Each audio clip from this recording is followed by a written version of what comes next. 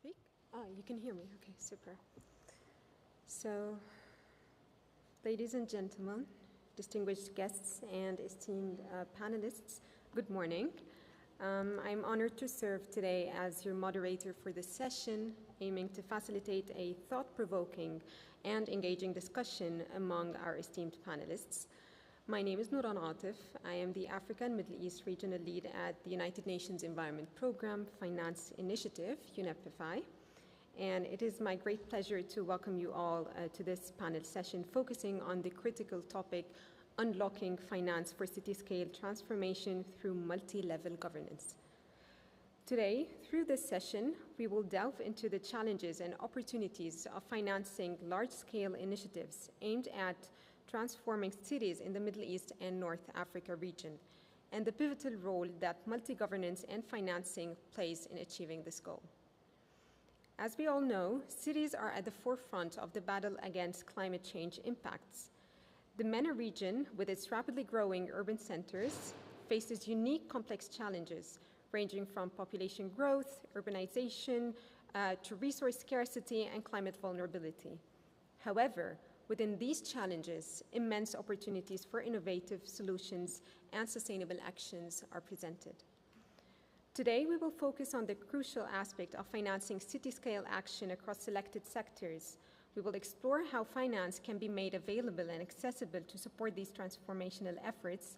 We will examine successful examples and case studies from the MENA region, highlighting initiatives that have effectively mobilized financial resources for implementing climate action plans and national policies, such as the nationally determined contributions, the NDCs, and national adaptation plans.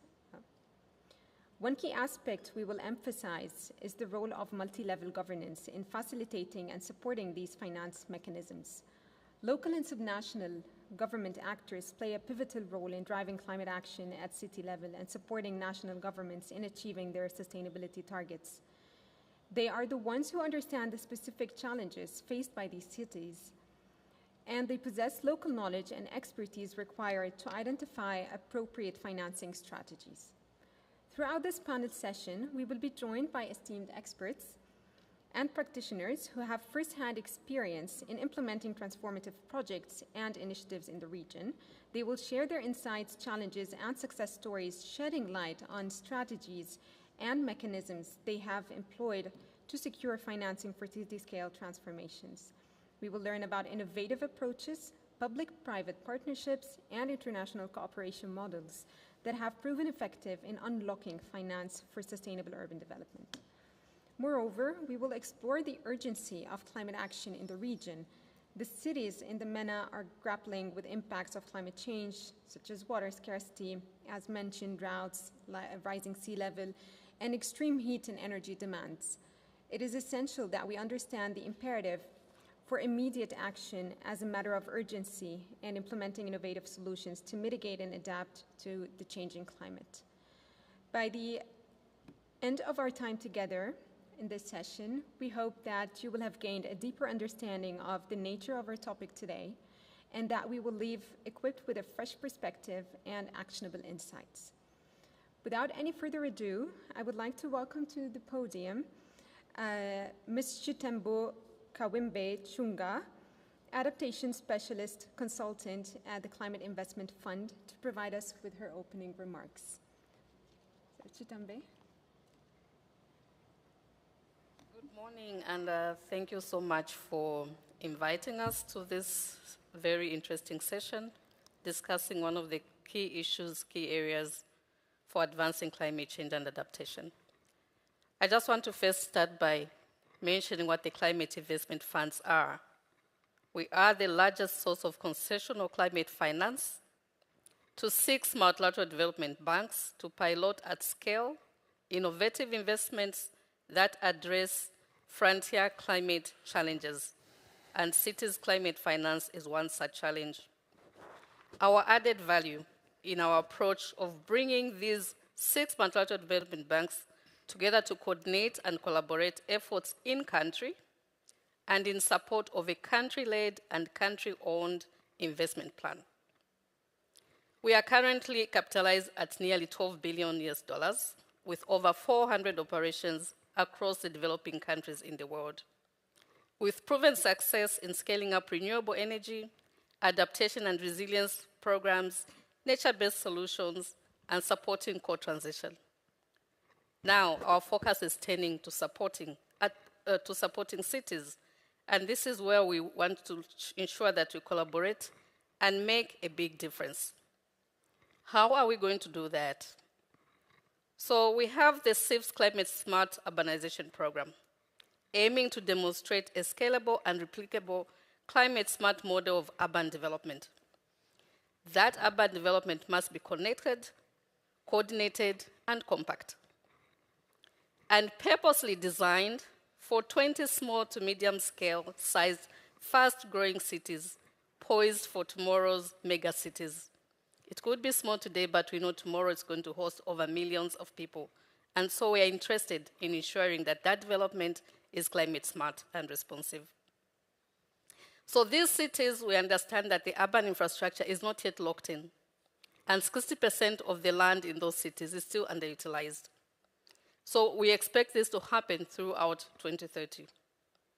So we provide concession of finance in cities with significant infrastructure deficits, credit, worthiness, and bankability challenges, and limited ability to attract private finance. So we are geared through this program to address those challenges.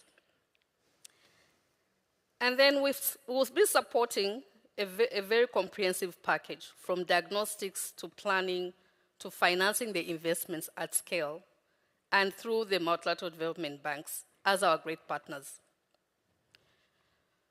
We aim to leverage their already existing diagnostics. That is, whether they have national adaptation plans, NDCs in place, national plans which address city issues. We do not want to start from scratch. We need to work with the countries and with the cities on what is already there. And there are examples of such efforts already, like by the World Bank Gap Fund, the EBRD Green City Program, the Asian Development Bank Sustainable Cities. Those are examples that we want to leverage on, and will continue to do so. And recommendations to target cities that are well positioned to benefit from this program. We offer scaled and programmatic interventions focused on both adaptation and mitigation. And some of the challenges that we need to do is to identify the barriers to finance by the cities themselves, policy issues that deter them from attracting finance, regulatory issues, and planning outreach, to mention but a few. And what are those possible areas that will be financing in these cities? Green and resource-efficient improvements in new or old buildings where we do retrofitting. Reducing the energy footprint in water supply and ensuring there's resilient water supply to cities. Promoting low-carbon mobility across the cities. Enhancing alignment of spatial and infrastructure development. Green infrastructure design interventions. Integrated solid waste management. These are not cast in concrete. We'll be financing anything that is going to ensure that we promote our cities to develop on a low carbon footprint and a resilient development pathway. The context within where the city is will matter where the financing goes. So we aim to launch this program next year once we have sufficient funds up to the range of $500 million US or $200 million US. We want to demonstrate the best practices in ensuring finance gets to the cities, and then we are able to replicate this to the rest of the world. And in setting out this endeavor, we are eager to work with everybody to collaborate and coordinate. I'll end there for now. Thank you so much. Thank you so much, Chitembo, for those amazing remarks. And I really like that you emphasize the need for coordination and collaboration, and the fact that cities are growing, so we also have to keep an eye on what's going to be happening later on and how we can ensure sustainability of our efforts, and definitely not starting from scratch, so that we want to build on the existing national plans as well, and how we can tie things together and align with those efforts. So I think with that, we shall start and embark on our session. And allow me first to introduce our esteemed and distinguished panel speakers. We have the pleasure to have with us Ms. Nasreen Dawood, Manager of Sustainable Development and Amman Resilience Unit in Jordan. Ms. Firdaus Usidum, Special Advisor to the Secretary General at the United Cities and Local Governments, and Ms. Jamila Almir, Senior Advisor to the UNFCCC High-Level Champions Team. And we're also having the pleasure to have with us Mr. John Kharkau, Senior Urban Development Specialist from the World Bank Group, Mr. Dr. Muhammad Al-Harashi, Cities and Villages Development Bank in Jordan. Thank you. So thank you so much for being here with us. And I think let's start our first question with shedding light on the good case practices and the existing models that are available. So Amman has a resilience strategy and a process for its adoption that includes multiple analysis and assessment steps that was put into place to reach it. So would you please share with us, from your perspective and from your experience, the success story of course, Amman, highlighting the challenges, strategies, and the mechanisms employed to secure financing this transformation, and particularly the cooperation models between the different government actors, private institutions, and even international cooperations. Good evening, everybody, and thank you for having me here. Amman in the past few years faced a lot of challenges related to climate change, whether it's changing and irregular rain patterns, high temperature, low temperature in winter, freezing and blizzards, flash floods, and a lot of other challenges. This drives us to address these challenges. We started in 2017 with our resilience strategy. As you mentioned, we did an assessment on the city level for the first time on whether we are actually resilient, as we say, or we need a lot of work to do. So we came up with a resilience strategy, and part of it, one of the main pillars, is working on our environmental issues. This led us to work on our climate action plan that was released in 2019. The climate action plan also consisted of an citywide assessment and inventory. For the first time, we prepared a climate data inventory for Amman. But when we started to implement the climate action plan, we had an intermediate goal and a long-term goal to reduce 40% of our greenhouse gases by 2030 and to reach the zero carbon by 2050. Yet it was really challenging for us to implement this plan. There was a lot of aspects to take into consideration, maybe financial, maybe legislations, or even the capacity, the technical capacity of the municipality. This led us, with the support of EBRD, to have action plan. We called it the Green City Action Plan as part of the Green City program funded by the EBRD. What we did is we prioritized the actions that was listed on both the resilience strategy, the climate action plan, and the GAM strategy that is linked with the budget. And we prioritized the action, and we suggested new actions according to the new situation, especially after the COVID-19. So the Green City Action Plan had 37 short-term actions that will help us to reduce 40% of the greenhouse gases by 2030. All of our actions have the same priorities. The first one on energy and buildings, transportation, waste management, water management, land use and urban planning. And the climate change is cross-cutting between all these priorities. In the past few years, we implemented several projects in these pillars, whether the first public transportation system, Amman BRT, is under experimental operation now, and it shows a lot of success. We have on the waste management for example, the biogas project, we produce around 40% of our needs from waste to energy project. We work on flash flooding with the support of the UN Habitat and UNDP. We did a flooding assessment for Amman, where we specified 120 high-risk locations to flooding.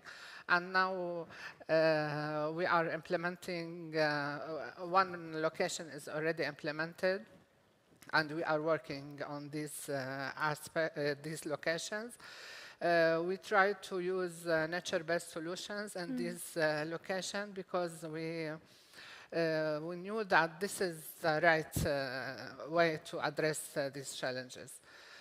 How do we implement this project financially, either on a GAM budget, or we try to seek the support of our partners?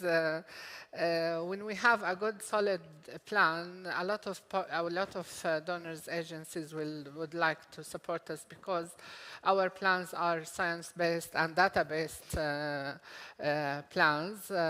We try to apply for green funds, but one of our challenges is the public-private partnership. We still need a lot of things to do on this aspect. So this is the situation in Amman. Thank you so much for that presentation. And I really like the phased approach that you've taken also in implementation, understanding that these things do take time and a lot of efforts in the implementation. And great strides. Congratulations to Amman. Thank you. And if I now can go to Firdaus, if I can ask you, given what was also shared, how should climate action planning programs across the MENA region be best shaped to support the growth of a strong pipeline of climate investment opportunities? How can we make sure we are engaging all the relevant actors to work collaboratively in alignment also with the national plans, and so as was just alluded to? Thank you. Assalamu alaikum wa rahmatullahi ta'ala wa barakatuh. Actually, I would like first to thank the organizers for inviting UCLG to this important session, because unlocking finances is like the key driver for every and single work we do on policies into the organization, and it's so critical for the cities. I would like to bring it in four big pillars. Unlocking finances first for us and the foremost, because this is what we hear from the local government around the world, and especially from this MENA region, is the capacity building, but not the capacity building only for experts to be able to build projects that will generate and attract project. It is what we hear is about a capacity building for readiness for cities, for the readiness of cities to face all the consequences that the climate change is bringing to the world and to the region especially. And we are in a region that is especially impacted by the velocity of the climate change, because it has already an extreme kind of weather and climate situation. Without talking about the kind of conflict that are hitting again also the whole region, and we need to address that as well as part of the climate change. So I think there is, in all the regions of the world, it is important to see what has the world to win from each of the region. And I think that resilience is something that really clearly the world should be looking at when looking at the MENA region. Because there is a capacity to be resilient in facing the extreme weathers and facing the extreme difficulties that this region is facing. So I think this is the first thing and the foremost. The second one is accessibility. And we can talk about accessibility to finances. It is easy to say it this way. We can talk about the direct access to funds through cooperation, the indirect access to funds through the national level and the global level, talking about the NDCs, talking about the national banks. But however, what seems the most important for us when we hear the local government is talking about complementarity. So we can talk about horizontal complementarity, cooperation between cities, between national banks, to support green projects, to support a green territorial vision on planning, to support different infrastructure, as our first speaker was rightly saying.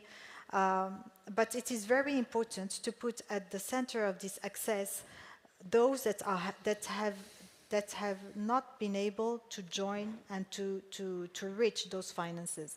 So we can talk about the big cities. It is easier, a lot easier for them to reach out to those funds.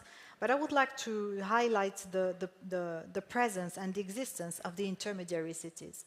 And not only because they don't have such a big access to funds, but because they are the key lever where the climate change will be able to be fought or not.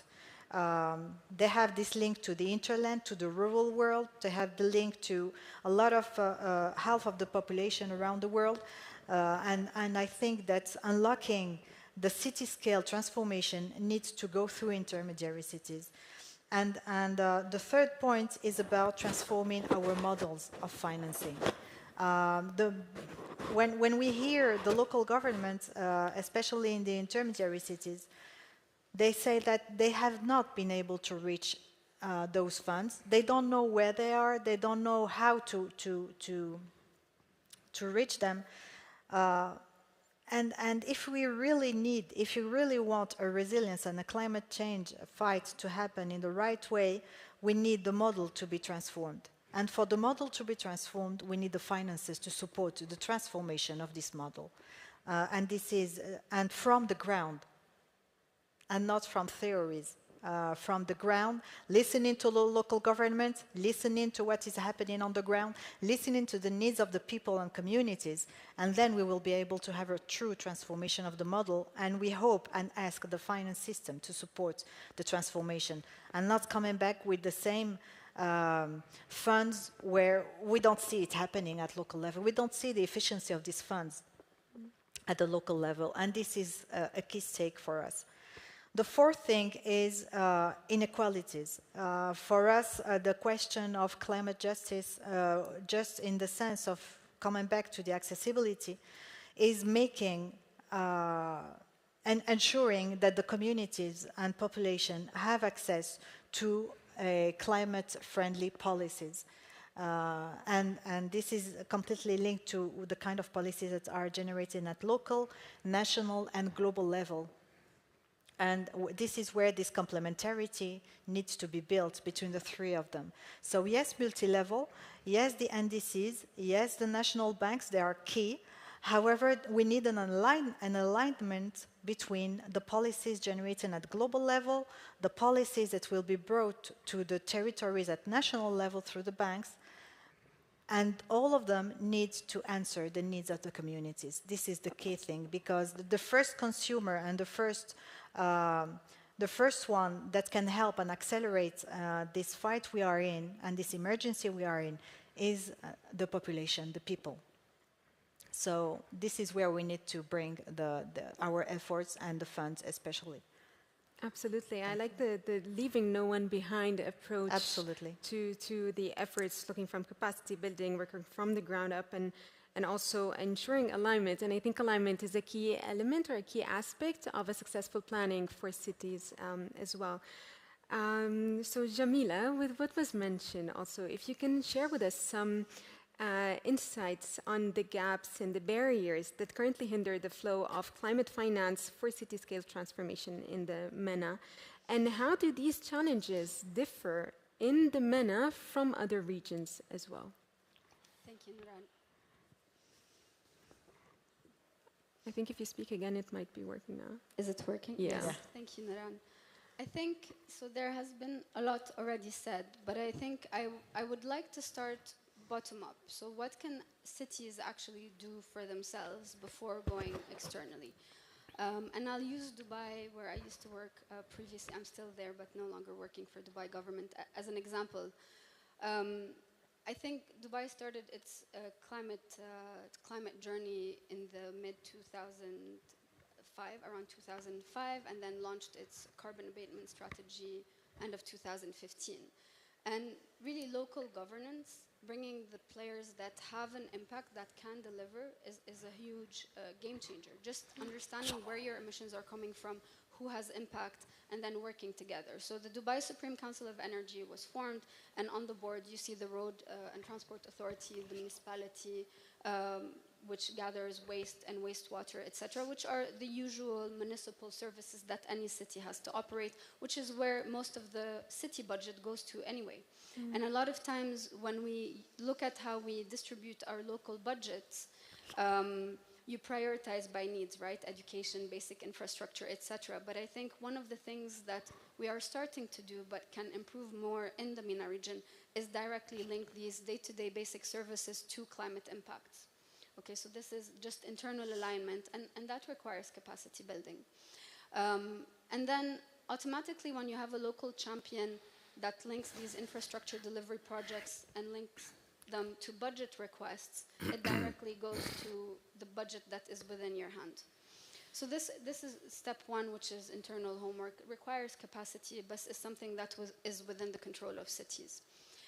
The next step requires unlocking additional finance. You both spoke, both Nasreen and Firda spoke about partnership with private sector. And sometimes there are blocking points, which is like local policy guaranteeing the rights of private sector partnering with public sector. Again, Dubai introduced a public-private partnership policy that guarantees the requirements. Now, Dubai is a bit special, and I think the UAE is a bit special because most cities are also states. So they have regulatory powers, and this doesn't apply in the case of intermediary cities where Firdaus is talking. And the only solution to solve the intermediary cities problem, and I'd like Firdaus to add to that, is probably having this champion that has regulatory powers that can then open these doors. And linking back to regulatory powers, you can never unlock additional finance if you don't create the market mechanisms. Again, going back to Dubai and looking at MENA, and if we look at waste, the MENA region, most of the waste is sent to landfill, most of them informal landfills. And out of all the MENA countries, less than 10 cities have waste fees that bring waste management to a break-even, even a break-even. So you can imagine the budget that is absorbed just by waste management. Now, I understand there are implications on cost of living, but oftentimes it's not that bad. So cities or regulatory authorities, subnational regulatory authorities, have to look at these win-win situations where you save additional budget from government and also create opportunities for private sector to step in. And this applies to waste, energy. I think Jordan has done amazing work with decentralized renewable energy. I think you're a regional leader in that, together with Morocco, and hopefully this trickles down to the rest of the MENA region because we're blessed with a lot of sun. Wastewater as well. I mean, the first crash course you take in environmental studies is trash is cash, and I think we're not applying it in our local policies. So really unlocking these business cases.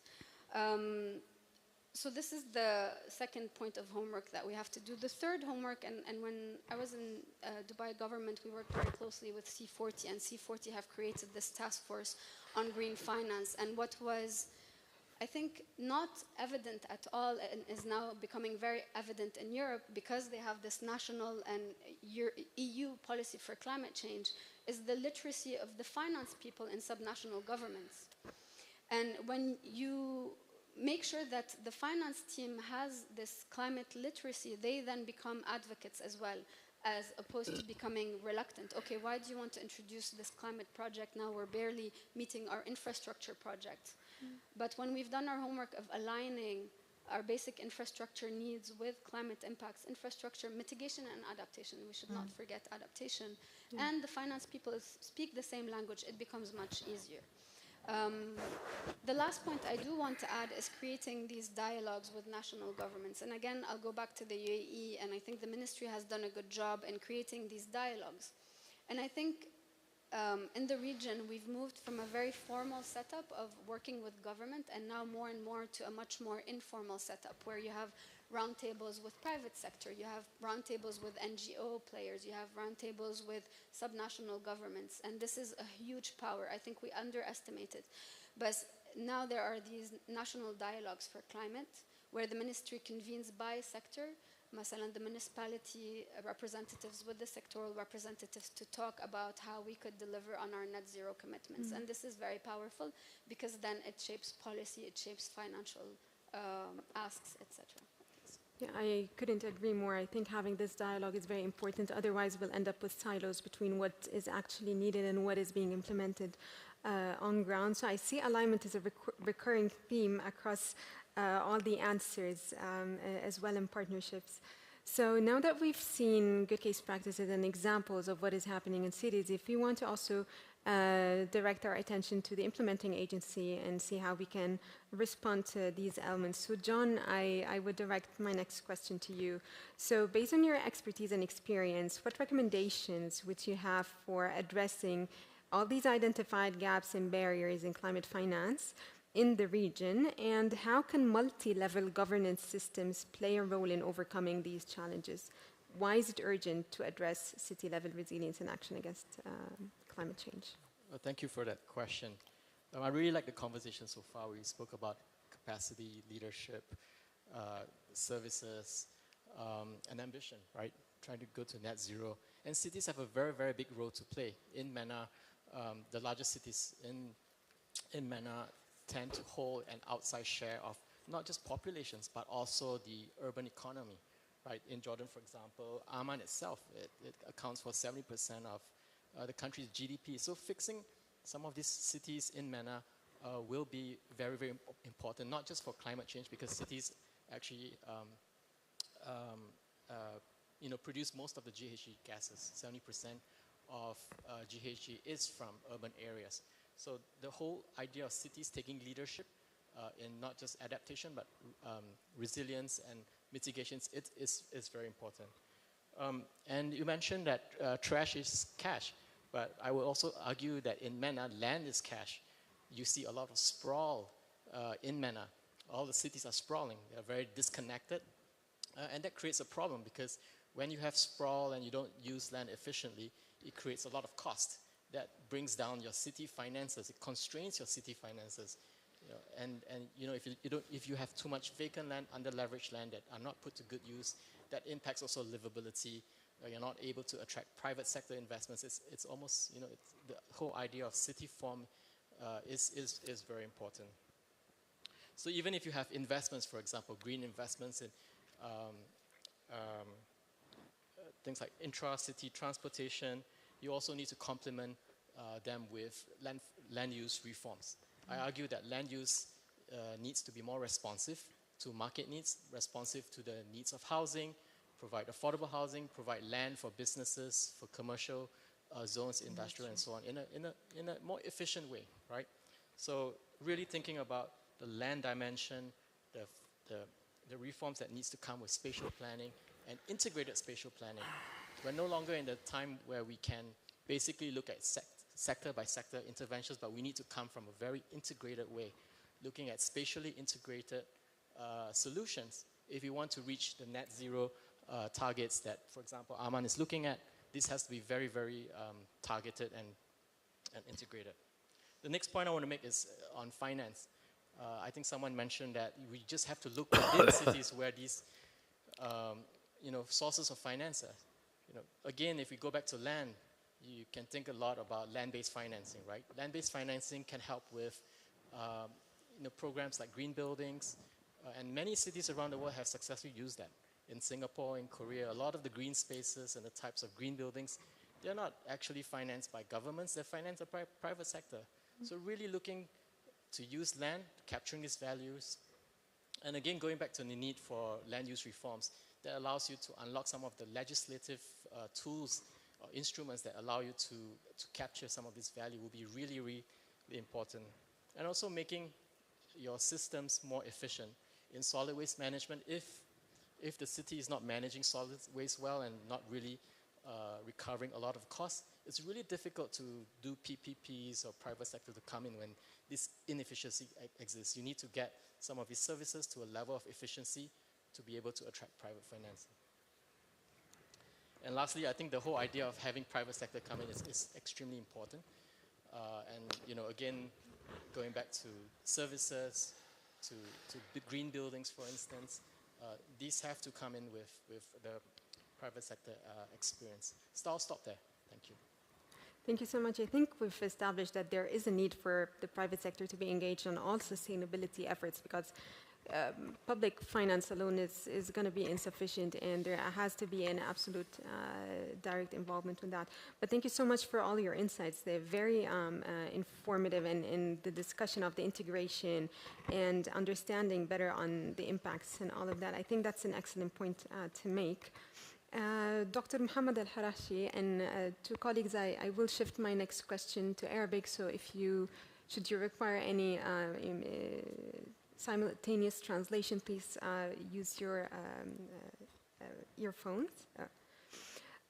دكتور محمد، من رأي حضرتك ما هي الفرص الغير مستغلة لدعم تمويل المناخ في المنطقة وتحديدا للتحول على مستوى المدن؟ وما هي أنواع الشراكات والتعاون متعدد المستويات اللازمة لتوفير هذه الفرص بشكل فعال وضمان تنفيذها المستدام؟ الله يمسيكم بالخير جميعا. أسعد الله مساءكم. طبعا راح أتحدث بعجالة عن بنك تنمية المدن والقرى. هو بنك مؤسسة حكومية متخصصة معنية بتمويل وإدارة ودائع البلديات في المملكة الأردنية الهاشمية. عددها حوالي 100 بلدية. نقوم بإدارة وتمويل جميع ودائع البلديات باستثناء أمانة عمان الكبرى. طبعا استثناء لأنهم مشاريعهم موازنتهم مختلفة تماما. البنك يقدم التمويل للمشاريع البنية التحتية والمشاريع الاستثمارية. طبعا تماشيا مع التوجهات الحكومة والأهداف الوطنية العليا فيما يتعلق بالتغير المناخي. نعم. قامت الحكومة بإسناد دور لبنك تنمية المدن والقرى من خلال وزارة البيئة، بادر البنك بالطلب من صندوق المناخ الأخضر للاعتماد قبل عامين تقريبا. وضع الصندوق حوالي 19 مؤشر، منها مؤشرات مالية ومؤشرات الحوكمة وما إلى ذلك. وقد بادر البنك بالتسجيل وتحقيق هذه المعايير والمؤشرات، وأنجزنا المرحلة الأولى، ثم انتقلنا إلى المرحلة الثانية، ثم كان هناك حوالي 14 معيار ومؤشر مالي وحوكمة، واستطعنا أن ننجز كل هذه المؤشرات والحمد لله. عام 2024 سيتم اعتماد بنك تنمية المدن والقرى كأول مؤسسة حكومية في الشرق الأوسط. طبعا تقوم هي كمنصة تمويلية ما بين القطاع الخاص والبلديات من خلال دعم. طبعا وضعت شروط ومعايير كثيرة في تعديل قانون البنك والمعايير الحوكمة. تم تغيير قانون البنك، وأيضا هيكل مجلس الإدارة تم تغييره، وكان هناك أيضا متطلبات أخرى. أنشأنا مرصد البلدي. المرصد البلدي هذا حصر جميع ممتلكات البلديات وأصولها، وأقام عليها مشاريع بدأنا مع 3 بلديات والحمد لله رب العالمين في الطاقة المتجددة للخلايا الشمسية. كانت تستنزف فاتورة الطاقة في هذه البلديات حوالي 20% من نفقات البلدية، الآن أصبح زيرو والحمد لله رب العالمين في هذه البلديات. يعني وإحنا ماشيين في برنامج أنه لل100 بلدية بعون الله تعالى راح يكون عام 2025 سينتهي من هذا البرنامج. المرصد البلدي بعد حصره لجميع الممتلكات والأصول أيضا راح يستثمرها في تغير الطاقة. المرحلة الأخرى اللي عام 2024 سنصدر أول سند أخضر بهدف حشد المدخرات وإعادة توظيفها في التنمية المحلية المستدامة لجميع البلديات. أيضا من شروط الصندوق كان علينا اللي هو إنشاء وحدة تكافؤ الفرص، وأنشأنا وحدة تكافؤ الفرص وبناء القدرات للموظفين وكوادر البنك، وانتقلنا إلى مرحلة البلديات وأنشأنا وحدة تمكين للمرأة في كل بلدية. الآن صرنا منشئين حوالي 35 وحدة تمكين للمرأة. باقي البلديات ضمن جدول زمني سينتهي عام 25 بعون الله تعالى لانخراط المرأة وإدماجها في عمليات والاستثمار في التنمية في قطاع البلديات. طبعا قلت كما تحدثت في عام 2024 بعد إصدار السندات الخضراء بعون الله تعالى هناك مشاريع راح تكون دعم شراكة ما بين القطاع العام والبلديات، عفوا القطاع الخاص والبلديات، لأن البلديات في الفترة السابقة صراحة فشلت كثير من الاستثمارات. احنا مولنا استثمارات ضخمة جدا مع البلديات، وتعرف القطاع العام لا يستطيع إدارة المشاريع بكفاءة، ولذلك من شروط الآن تمويلنا اللي هو دعم الشراكة ما بين القطاع العام والخاص، 51 للقطاع الخاص و49 للبلديات. طبعا هناك مشاريع كثيرة ابتكارية تقدمت فيها عدة جهات، وخاصة فيما يتعلق بالنفايات وتدوير النفايات. معظم البلديات الآن النفايات صراحة فاتورة الكلفة عليها عالية جدا لأنها تقوم بعمليات الحفر والطمر، لكن احنا سننتقل إلى مرحلة تقدم. لدينا شركات حوالي 3-4 شركات الآن موجودة، وعملنا الدراسات وقدمت لنا دراسات جدوى اقتصادية مفيدة جدا اللي عملية التقطير. سيتم استثمار النفايات، وهي نقل تجربة تركيا في هذا الإطار، حيث تركيا أضافت إلى الناتج الإجمالي المحلي ما تقريبا 182 مليار من استثمارها للنفايات، وهي التجربة نقلت لنا إياها بعض الشركات، وإن شاء الله راح يتم استثمارها في الأردن. وهي التوجهات على المدى قصير الأجل، لكن هناك توجهات على طويلة الأمد مع البلديات في مشاريع الشراكة بعون الله تعالى للمشاريع التي تراعي التغير المناخي. يوجد في البنك أيضا عندنا صندوق تنمية المحافظات. احنا بنمول جميع المشاريع خارج حدود العاصمة باستثناء أمانة عمان كبرى ما نمولهم لأنه فيها ازدحام سكاني ضخم جدا، ونحاول نستهدف المناطق الأقل حظا أساس ما تكون في هجرة عكسية باتجاه العاصمة. نحاول أنه طبعا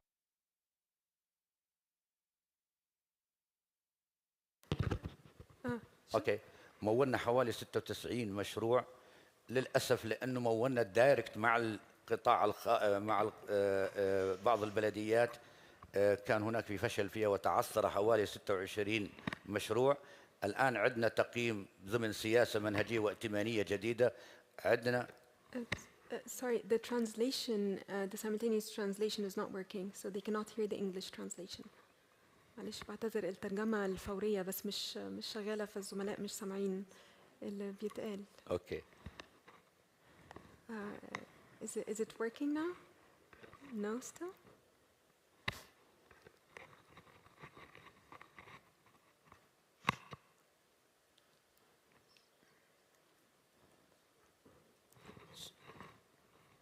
It's working for you also? معلش بعتذر، وهنا كمان برضو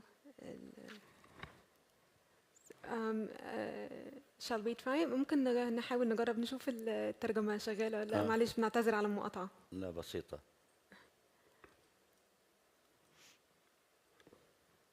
اوكي اوكي تفضل حضرتك. طبعا يوجد لدينا صندوق اللي هو تنمية المحافظات كما تحدثت، يمول المشاريع اللي تكون خارج حدود العاصمة ويستهدف الأقل حظا والمناطق الفقيرة من أجل رفع سوية هذه المناطق، وفيها خاصة في موضوع الفقر والبطالة لأنه تكون موجودة بشكل هائل جدا في الأطراف. ولذلك هذا الصندوق يمول المشاريع الريادية التي تراعي تغير المناخ، ومولنا حوالي 96 مشروع، تعثر منها 96 مشروع. عندنا إطلاق سياسة ائتمانية منضبطة ضمن ضمانات جديدة، ونطمح بالمستقبل إن شاء الله أنه نعمل على مشروع له تدوير النفايات بطريقة التقطير وليس بطريقة الحفر والطمر النفايات كما هو الآن معمول فيها. أظن أن ده يعني مثال جيد جدا على أولا الشراكات والموائمة والتنسيق ما بين القطاعات المختلفة ودعم الشراكة، وطبعا وجود المؤشرات المالية ومؤشرات الحوكمة ده شيء مهم جدا علشان يكون في تنسيق ما بين المستويات المختلفة من الإدارة ومن أكيد. فمبروك برضو على يعني بحيي المجهودات البنك عملها.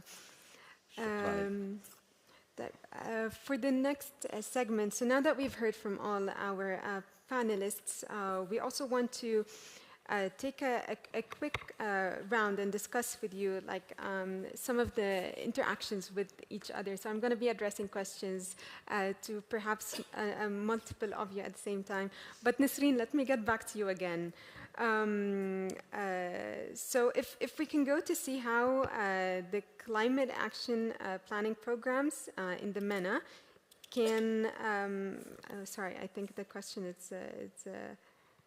I think I flipped the page by mistake. Sorry, apologies for that. So yes, how can the climate action planning programs across the MENA be best shaped to support the growth of a strong pipeline of climate investment opportunities, and how can expectations be bridged and risk-sharing mechanisms be developed to overcome the deployment barriers? What we did in Amman to make sure that our plans are implemented, we aligned our plan with the national level. The climate change portfolio for Jordan is under the responsibility of the Ministry of Environment. So the Ministry of Environment lead all the work that is related to climate change. They monitor our commitments as a country and now as a city. So the climate action plan is aligned with the national climate change policy, and to ensure that this, the Ministry of Environment launched the updated climate change policy last year, along with the updated NDCs and the communication for Jordan. So now we are in the process of updating our climate action plan to make sure that is aligned with the national goals. And 42% of Jordan are in Amman, so whatever we do as a city affects the national level. So we need to work together, and this is what we do on the ground with the Ministry of Environment. Also in Jordan, we have the National Climate Change Committee that there are representatives from all the related organizations on the national level and on the local level. So we work together in this aspect specifically. And also for on the city level, the climate action plan is an input for the updated strategy. We have Amman strategy 22-26. It's updated yearly. So the outcome of the climate action plan is an input on the Amman strategy to make sure that is aligned with GAM budget as well. And all the work or the high priority actions that need to be implemented through our own budget in case we didn't secure a fund or a support from other agencies. Thank you so much, Nasreen, for that. And I think for my next question, I would direct to you, Chitambe, if I can ask you on what types of financing instruments are most attractive to investors, public and private, of course, and which are the easiest to access and more attractive to use for cities? Yeah, thanks for that question. First and foremost, what attracts cities or even governments to finance? It has to be predictable, it has to be very, very low cost, it has to be flexible, and it's something that can be scaled up. There should be additionality from the initial investments. So for cities and the challenges that are raised is, for the bigger cities that have got federal government system, it is easy for them to get from any private sector. There's confidence in the private sector, by the private sector in those cities, so they can get financing from there as well. But for the low cities, where the majority of us will be living by the year 2050, those are cities that cannot attract private sector. So that is why you go in with low costs. You can do green bonds, there's now debt swap for nature. There are all these possible financing instruments that can be used. But complementarities amongst the funds, amongst the different types of financing tools, is what is going to really help unlock for those low-cost cities. That the focus and the attention we're giving to them is because we know over 50%, of over 2.5 billion people will be living in those cities, which will be mega cities then. So we need to ensure that we come up with those particular financing tools, which is very low-cost, predictable, flexible, and easily scalable for someone to put in. That's a very good approach and would be accessible also. So thank you so much for that insight. And now that we understand some of the situations and some of the opportunities that are available, to John and Dr. Muhammad, if I may ask, what technical assistance offering is available that you are providing to support sustainable and green cities development, whether to public actors, private actors, or even to engage the community itself of those cities to broaden the pipeline of investment and accelerate the transformation? So if John, and then we can hear from Dr. Muhammad. Thank you for that question. So your question is really how to accelerate some of the initiatives, right, from both the public and private side. So the World Bank has two parts to it. I'm from the World Bank side that looks at support to the public sector. And then we have our colleagues from the IFC who work very closely with private sector to accelerate some of these initiatives on climate. And in some cases, we work very closely together to find common solutions. And I think that's the case with Arman. We are both the IFC and the World Bank is very active in really trying to find innovative solutions to accelerate to meet some of the targets that it has set out, ambitious targets that the city has set out itself to be, right? From the World Bank side, we have the traditional types of concessionary loans, whether it's results-based or project financing. And then we have also a lot of TAs, some of these funded by trust funds or gap fund, and we implement them. And one of the things we like to do is really to help cities prioritize what are the key investments that will make the most sense and to make the biggest dent in trying to achieve some of these targets without crowding out, say, the private sector and so on and so forth. So being very strategic, and whatever the World Bank finances is really just a drop in the bucket if you think about the bigger scheme of things, right? So we want to be very strategic in some of these tools. In terms of technical support, we are now trying to grow the bank. My colleagues are in Marrakesh having the annual meetings, and we'll soon hear about the new vision. We're not only looking at people, prosperity, and eliminating poverty, but we want to also look at the planet as a whole, public goods, creating new knowledge on how do we do things more innovatively and what are the possible solutions. And that means coming together both the bank, the IFC, even MEGA to come up with more innovative financial products that can help focus the acceleration of solutions to meet some of these climate targets. So I'll stop here. I'm not sure if there's going to be any responses, but I'll be happy to have the conversation on this. Dr. Mohammed.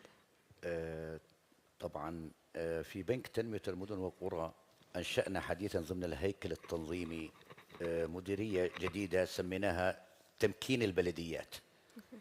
هاي البلدية فيها قسمين، إنه قسم المرصد البلدي الذي قام بحصر جميع ممتلكات البلديات وأصولها وممتلكاتها، وقسم آخر متابعة والتقييم وتقييم دراسات الجدوى الاقتصادية. ليش؟ لأنه التجارب سابقة المشاريع اللي قمنا بتمويلها وحصل بها بعض الفشل وتعثرت، خلينا نقول مش يعني صار فيها تعثر كبير، هي نتيجة أنها جابت دراسات جدوى اقتصادية جاهزة من منظمة عندنا في الأردن اسمها إرادة، يعني جاهزة بيدفعوا لهم مبلغ معين ويعطوهم الدراسة جاهزة ويقدموها للبنك، وإحنا ضمن هذه المعايير أعطيناهم ومنحناهم هذا القروض، ولكن للأسف تعثرت. لكن الآن في أنشأ البنك اللي هو هذا القسم كبيت خبرة لتقييم دراسة الجدوى الاقتصادية، هل هي محايدة؟ لازم يكون في محايدة، ولا في كونفليكت ليست، أيضا في تضارب مصالح. فالبلدية كان حتى مهندسي البلدية كانوا هم اللي يعملوا دراسة الجدوى الاقتصادية ويجيبوا لنا إياها، وعندما فورا بيقول لك الاي ار ار عندي مرتفع، عندي 10 15%. زمان كانت السياسة الائتمانية نمنحهم هذا القرض، ولكن نكتشف بعد تقييم سنتين أو 3 4 أنه هذا فشل، وفشلت صراحة كثير من المشروع. الآن مع إنشاء هذه الدائرة صراحة لا يمكن أنه تمر مرور الكرام، لازم يكون تقييم لهذه الدراسات. إذا لم تكن فعلا دقيقة وموضوعية ومنطقية لن يتم تقديم هذا المنح. أيضا صندوق المناخ الأخضر حتى للمشاريع التي تراعي التغير المناخي اشترط أن يكون من طرف محايد تكون دراسة الجدوى الاقتصادية، وإحنا عاملين بهذا الاتجاه. وهناك دراسات كثيرة جدا الآن عملت على مشاريع متعددة وهي في طور التمويل إن شاء الله، وهذا ما نقوم فيه في بنك التنمية إن شاء الله. This is a great example of also seeing how we coordinate the approaches and the way that the finance can be accessed as well.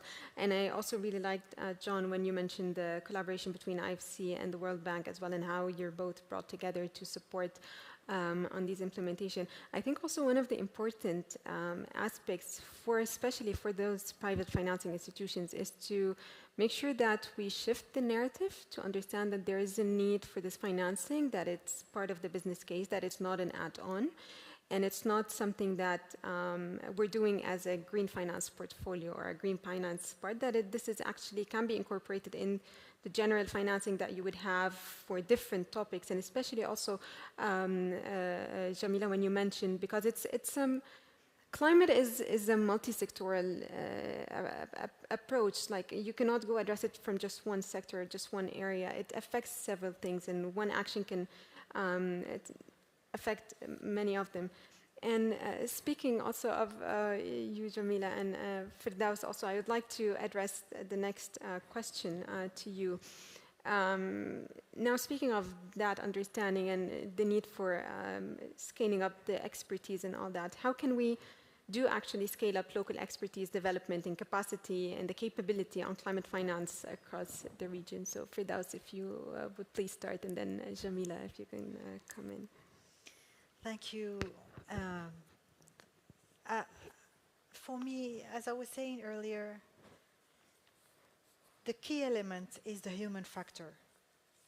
And the human factor is not only about the general communities, because even the decision makers is part of this human factor. Decision makers, would they be local authorities, local government, decision makers in banks, whatever you name it, from where you want to take it. But I think that the most important here is raising awareness of the people and raising awareness of the emergency we are living in. I think that this year especially, we had like one storm in 1 week doing you know, going around the world with the same floods and the same, it's like, I felt it a little bit like COVID.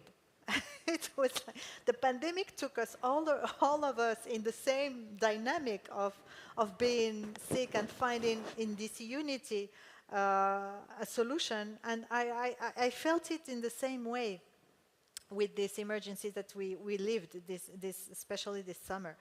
I believe that if we want the expertise, if we want the project to be really local efficient, because this is what we are looking for, I think there are two key levers. The first one is the fact of making it really geographically contextual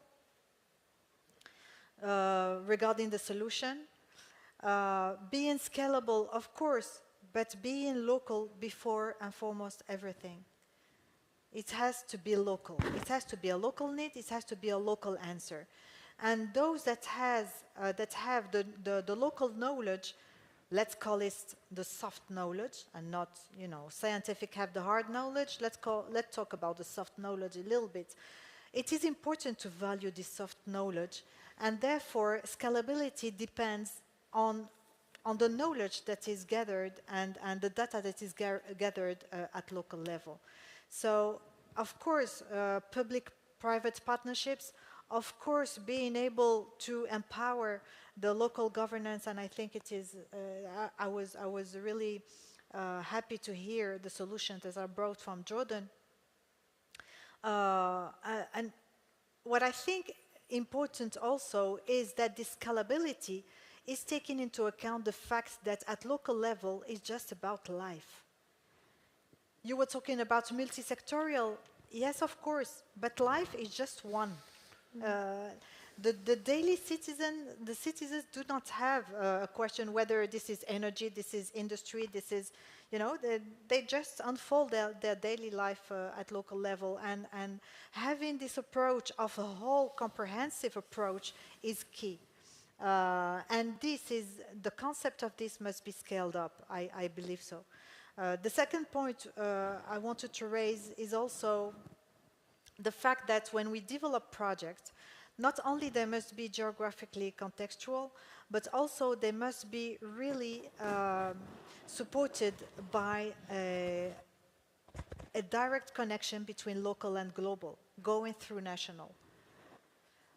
So we have been talking about aligning, but I think that the policies that will be developed and adapted to the local level must be aligned with what is happening at global level, because this is where unity resides, and we need this unity to answer this climate emergency.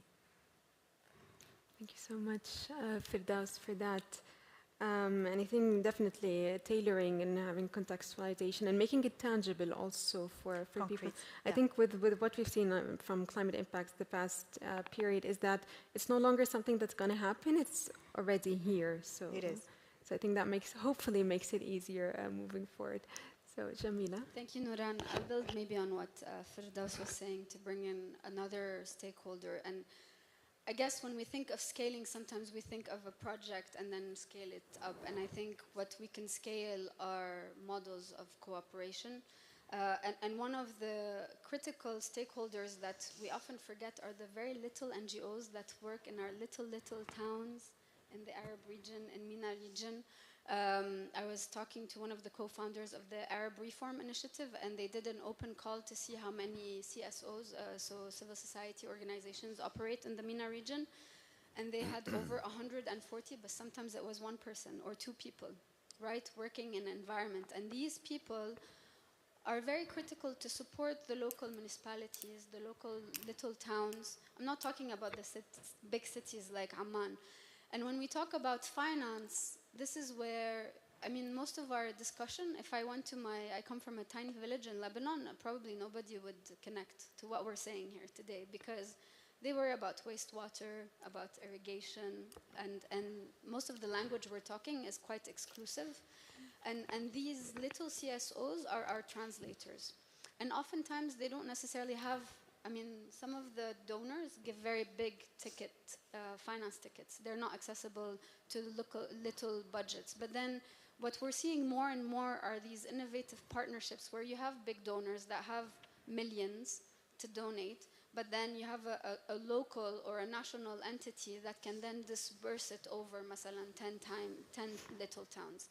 And I think identifying these partnerships, being very proactive about creating them, with keeping in mind that we want to reach the little town, okay? Not keeping in mind, okay, I have 100 million for this region, who's my best partner to disperse it to, but really kind of looking at it impact-driven.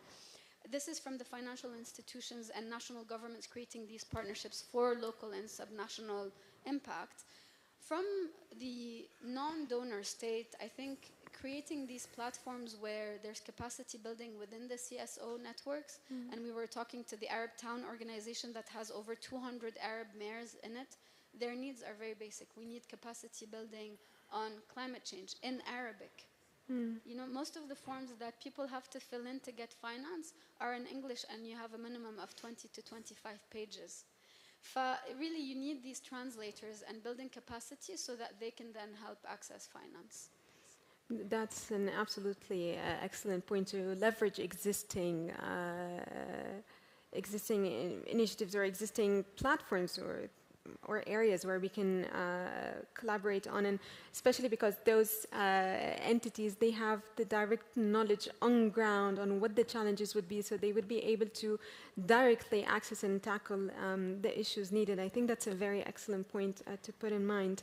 And before we reach the closing of our session, I'd like to have a very quick 1 minute, one sentence from each of you as the key takeaways or the key points, something that you would like to leave the audience with for today. So if we can go in order. So Shatambe, if you would start, please. Yeah, thank you so much. I think something that the audience can go back with is, we've heard this morning, finance is there, but it needs complementarities and coherence amongst the various players. If we're going to ensure finance gets to the cities, we need all the players, the governments, the donors, the macro development banks, the civil society organizations. We need everybody. It's not a space where just one person is going to do it. It will not work. So the finance is there, and it will take all sorts of forms to context-specific. So you can't have a blanket to fit everybody. It has to be context-specific and have everybody, for complementarities and coherence in ensuring we get to net zero and highly adaptive. Thank you so much. Firdaus? Well, from my side, I would like to recall the call that made Dr. Sultan, the president of the COP in the UN General Assembly, about unity. And I believe that this unity is necessary, and it has to be locally efficient. This would be my takeaway. It has to go through a transformation of the model, the financing model as well. Thank you. Jamila? I don't have a hope, but I just want to maybe give a bit of what we're hoping to land by COP28. First of all, there will be the local climate leaders Climate Action Summit for subnational governments for the first time alongside the world leaders on the first 2 days in COP, and this is really to elevate the role of cities. So the opportunity is to bring in the MENA region players, and I think everybody on this panel is a key player, so maybe bring in your collaborators to take this as a moment to say, okay, what has worked, what do we need to do in the coming years, for a convening moment. There's also the GST, which a lot of people have been hearing about if you're working in the climate space. So one thing that the high-level champion has done, Her Excellency Razan Mubarak and Dr. Muhyiddin, in their technical submission and in the final submission on behalf of the non-state actors, is to highlight the enablers required, and we are collaborating with the LGMA constituency to gather these demands so that it's taken then to the world leaders for consideration. And finally, there is this working group now trying to create a coalition of cities working with national governments to provide an example. It's really an invitation to join hands on these efforts and also bring in your calls to action so that they're taken forward. Thank you. Thank you. Dr. Mohammed? بدي أقول أنه في عام 2024 ستكون الانطلاقة الحقيقية بعد الاعتماد من صندوق المناخ الأخضر في مشاريع استراتيجية عملاقة يستفيد منها القطاع الخاص والبلديات، وليس على مستوى الأردن على فكرة، كمان احنا نقدر نمول على مستوى الوطن العربي ومنطقة الشرق الأوسط كمان، لأنه معتمدين في هذه المنطقة كاملة من خلال أنهم يضعوا لنا وديعة واحنا نعيد اقراضها وبسعر فائده منخفض جدا جدا اللي هو 1.5 فقط كلفه الاقراض، وراح تستفيد منها القطاع الخاص والبلديات، وهي بارقه امل امام القطاع الخاص لكي يستثمر في المشاريع التي على اللونج رن، مشاريع استراتيجيه ضمن اهداف التي وضعتها الحكومه والاهداف الوطنيه العليا. شكرا. جون. For myself, maybe a couple of points. One is public sector leadership, but also mobilizing private actors to do their part, all the way from subnationals to private sector to communities. Very, very important. So really how to think about it. And this is maybe a good segue to also introduce a report that World Bank is launching at 2 p.m. on vibrant cities, where we talk about how governments can build legitimacy and trust, and how that is the foundations for really taking a consolidated action towards issues on resilience, climate, and so on and so forth. So that's one. The players, everybody's is playing a part. The second is finance is linked to a lot of different issues: inclusion, growth, resilience, you know, and everything you can think. And the city is a space, right? And urban areas is a space. And those linkages needs to be addressed. So we cannot just talk about growth without addressing affordability or even the most vulnerable populations in urban areas. So I think it needs to come in again, a very integrated way, looking both spatially as well as sectorally, to make sure that people are not spatially excluded, economically excluded, and so on and so forth. That's how I would put it. Only then can we achieve some of the climate goals that we are thinking about. So just 2 points here. Thank you. Thank you so much. And what I want to say is that I believe cities are the leaders on the next steps. So because the climate change starts with some cities and in others and other cities. So we need to work on the local level more. We need to work together, because cities alone will not be able to face the impact of climate change. Everybody should work together, and the responsibility should be clear for everybody. On the organization level, I think that cities need to work on their institutionalizing climate change within their organization, because it's not just a side responsibility now, it is a main responsibility for cities. Thank you. thank you so much to all of you, our distinguished panel speakers and experts, for sharing those amazing insights. And I hope that our audience also benefited from the discussion. Before we close, I would like to invite Andy Deacon, Co-Managing Director at Global Covenant of Mayors for Climate and Energy, to provide us with the closing remarks. Thank you so much. Thank you, colleagues, and good morning. Just in closing, would like to thank the list of partners that you see listed on the slide in the background, and colleagues from multiple networks, UN agencies who have helped to kick this discussion off and bring this amazing panel together. This is really just the start of this conversation. Events like this are taking place at each of the regional climate weeks. So this is not a one-off. And the intent is to bring then together a series of very strong messages about subnational climate finance from multiple regions into those important discussions that Jamila referenced for COP28. And we really do see that as a key moment at subnational level. Really, this session was about unlocking finance. We've heard a little about barriers, but what I heard was also a lot about opportunities. And really in terms of building new partnerships, in terms of that alignment between local, regional and national level, opportunities to bring in the private sector and civil society. Then some of these approaches, there are leaders and we can learn from their examples. But as you've heard, cities and city networks are keen to learn and to be able to share and replicate those experiences.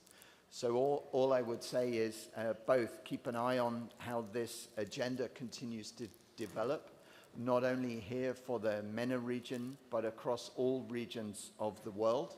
And we look forward to bringing some of the messages and discussion points that you've heard today really into the heart of the discussion about responding to the global stocktake, addressing issues around means of implementation, adaptation and mitigation, and really working to drive forward the nationally determined contributions, national adaptation plans and long-term strategies to unlock finance at subnational level, to show how cities are leading the way, but to strengthen their hand in the delivery of that agenda.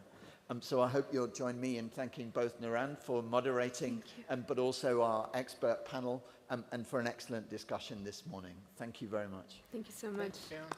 Thanks.